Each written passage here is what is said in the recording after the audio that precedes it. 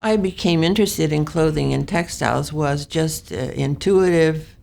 As a child, I remember my mother and I would go into San Francisco and go to I. Magnin, go up to the store or the level, I think it was on the fifth floor, where they had their toy department, and buy once a year, I got a new Madame Alexander doll, and they were putting out a series of fashion dolls.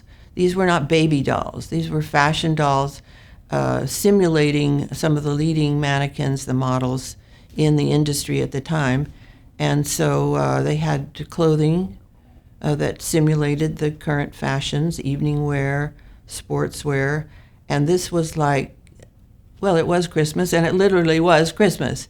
So I would get one of these a year. And then, of course, at home, I could, wrap little scraps of fabric around the bodies, not only having the existing manufactured costumes, but I sort of led into developing my own. Oh, here's a little piece of satin from a sewing project that my mother was doing, could wrap it around this little mannequin.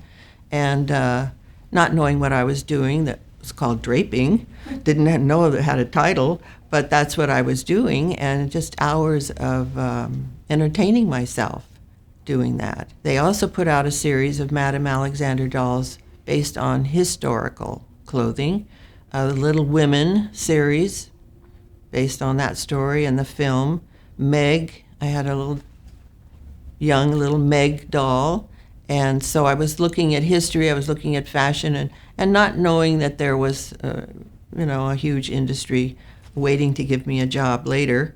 But it just was intuitive, and a lot of drawing. It was always drawing, and my father would say, go put it on the kitchen wall. We had a big brick wall in the kitchen, and I'd tape it up. And so it was like encouragement from my family to continue. I don't think my dad understood that this would lead to a self-sustaining career, but he was very cognizant of the fact that this is what I like to do. I seem to be doing okay and getting better, that kind of thing.